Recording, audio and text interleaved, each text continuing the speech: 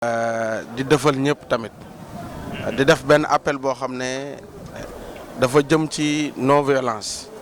parce que démocratie àndut ak violence ñun li ñu xam rek mooy on combat par les idées te tey li ñu def nii dañuy accomplir suñu devoir de citoyen boo koy accomplir nag da nga ko war a accomplir ci ak sincérité ak li nga xam ne moom mooy calme ak li nga xam ne mooy esprit de dépassement. amoon nañ 15 jours campagne def nañ ko jeex na tey nag li ñuy xaar mooy la vérité des urnes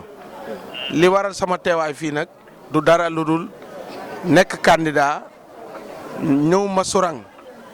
certes du ma voté fii accomplir naa sama devoir ba pare Ngor Sène lay voté mais damaa ñëw nemmeeku samay nit ñi fi ne muy sama mandataire ak sama représentant bureau ak militant yi nga xam ne tamit am nañ ko ñuy ñëw fii difficulté bu ñu fi amoon léegi rek mooy président bureau de vote yi dañoo waxoon ne représentants yi duñ fi mën a voté te loolu code électoral bi da leen koo may moo tax dañuy wax ne administration nañuy veiller tamit ci formation ñi nga xam ne ñoo nekk ci bureau de vote yi muy les présidents ak assesseurs.